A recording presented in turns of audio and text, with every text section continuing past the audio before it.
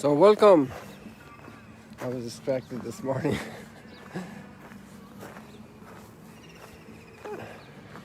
This group is leaving today. They were here, I think, for 4 days. And they're having their devotional.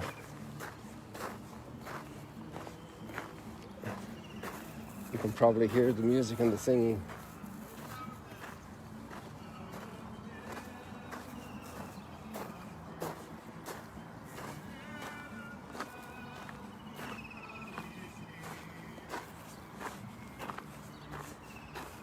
It's great to see people coming again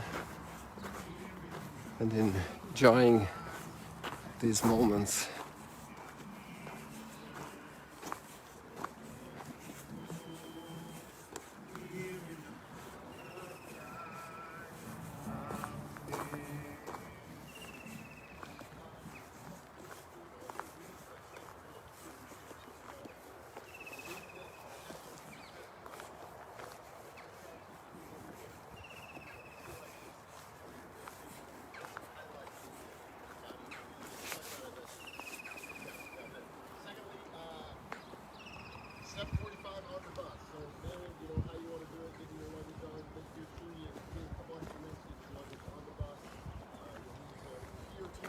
Imagine all the blessings each one is taking with them from their 4 days in Galilee.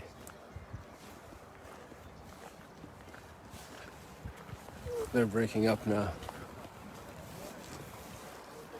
Goodbye. God bless you. Goodbye.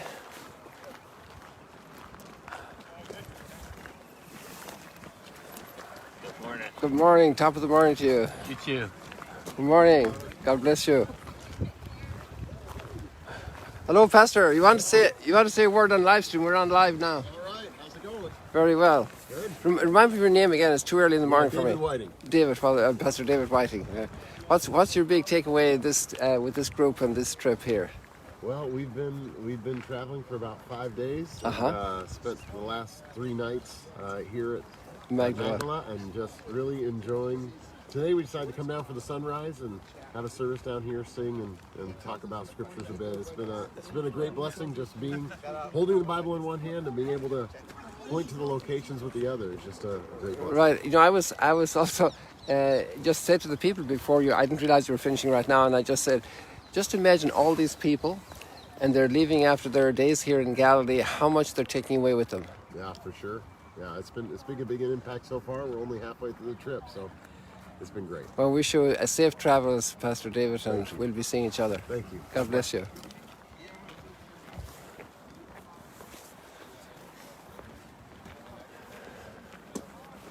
God bless you.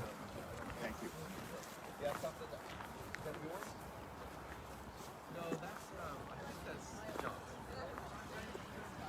So people, the waves keep coming in, small little waves. Sometimes they're big waves, sometimes small waves in light.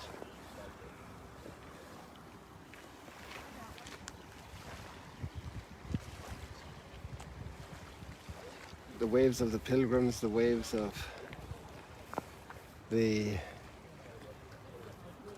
grace, just the changes of the seasons, the changes of night and day, a rhythm in life.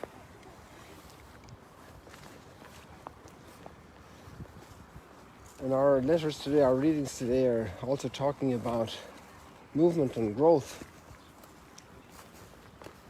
Very practical things. Our faith is very practical.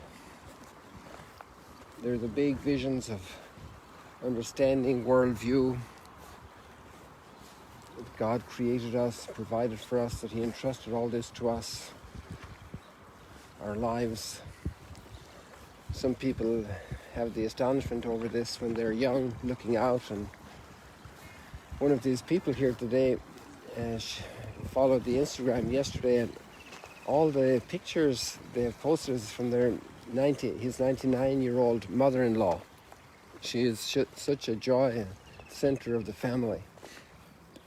She's going to be actually 100 shortly. Sometimes at that time in life when one has gone so far ahead, Also realizing in gratitude all that has been entrusted, even though one has come through many trials, particularly probably, that's bigger, isn't it? To come through a trial is bigger than having a lot of stuff right now. To have come through with your head held high, your faith growing, still filled with hope, still filled with love, no matter what the failures have been, what the challenges have been. Be entrusted with all of this. And who doesn't go through hard times at some time? We have this wonderful message today from the letter of James. Show no partiality. The one with the gold rings, the Super Bowl titles, the famous ones, the accomplished ones, the Olympic medals, and the poor person with shabby clothes, failures, breakdowns, moral breakdowns, end of the road scenarios, depression, right now a great burden on others. And the poor person comes in, giving a different style of attention, dismissing them, not important, not a heavy weight in the community, but a heavy weight on the community. To make distinctions. The words here are very strong. You become judges with evil designs. And it's not easy for the human being to rise above this natural partiality.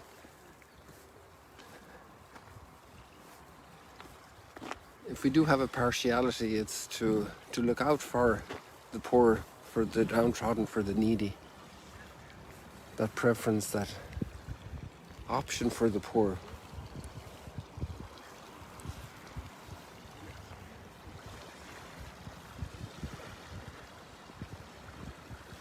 You know,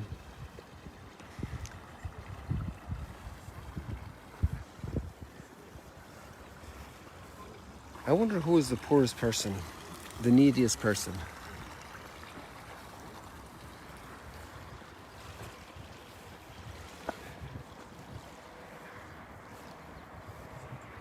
Here we have somebody else doing their video this morning.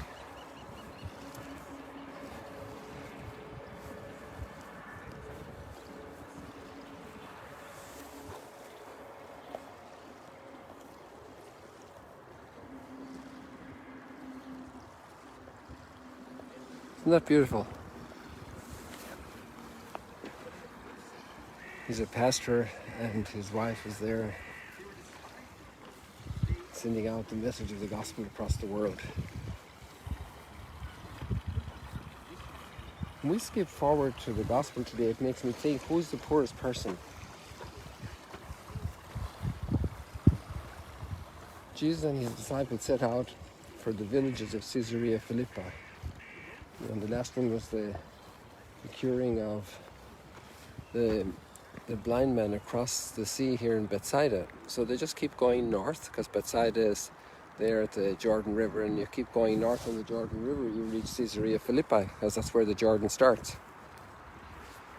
So they headed up north to Caesarea Philippi.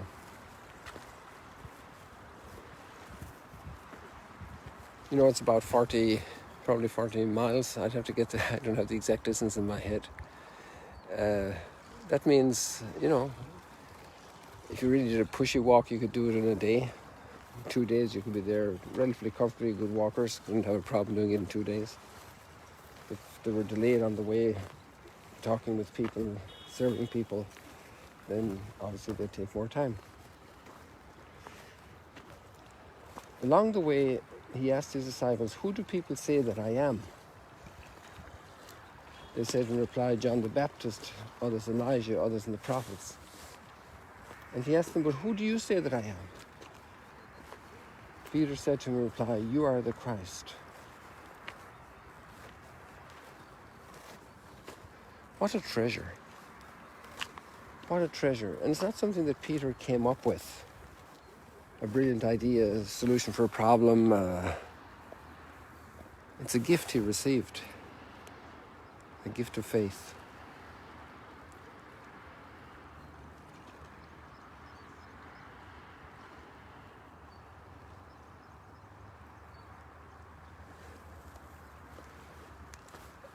And then Jesus started to teach them that he's going to suffer greatly.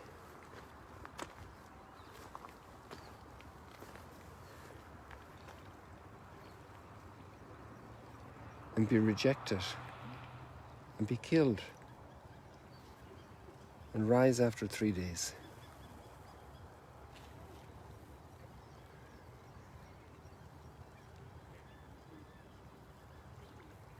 Peter didn't want to hear about that. He said, no, never. Get behind me, Satan. Jesus recognizes what is counter to God's will, what is deceptive.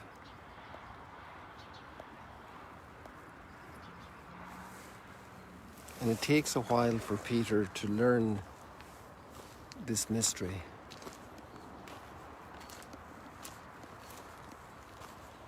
Isn't the greatest wealth to know the deepest mysteries of life and to be living them?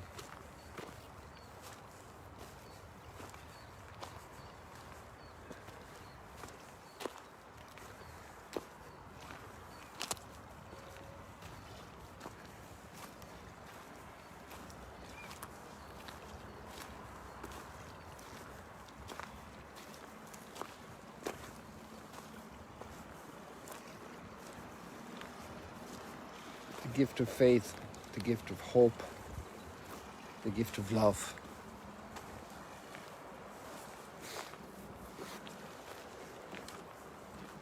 Because one could have great wealth and great fame, great athletic accomplishments,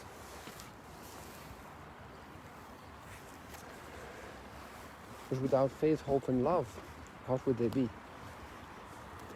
There would be a treasure for a time, a passing treasure.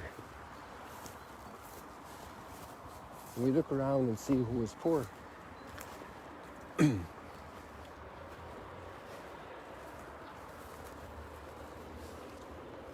we can actually come to help.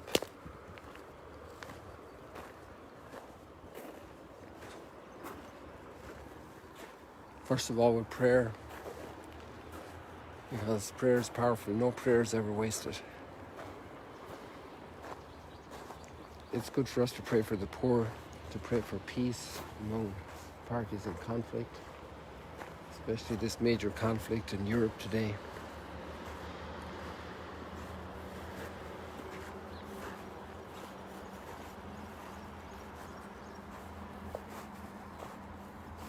And this is a great treasure to be able to pray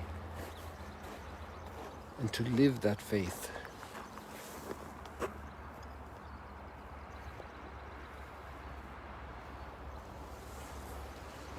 To live, to be able to have the strength to live through trials.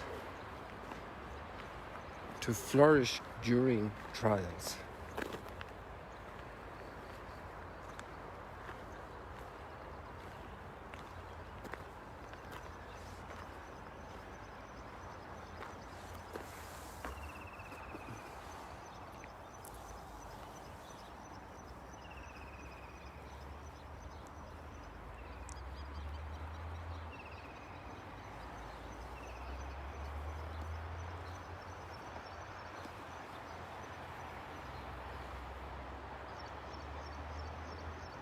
Each one in our own habitat.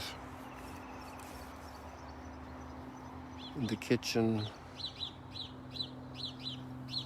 on the freeway, at the supermarket checkout, in the doctor's office, facing unemployment. Each one in the trials we have. in the challenges of the moment. Faith, hope, and love. The greatest wealth. And to know redemptive suffering. The treasure that is. That all I am doing in all my travels of true life, I'm in the hands of the Lord.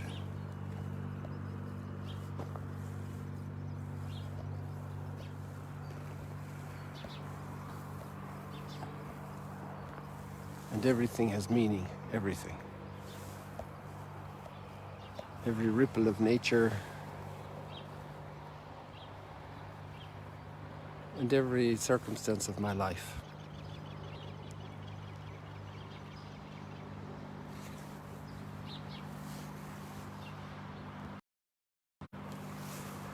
Thank you very much for joining us this morning here at Magdala. Many blessings today as you go through your day. No matter if there's cloud, if there's trials, the greatest blessing is to have faith, hope, and love. See you later, alligators.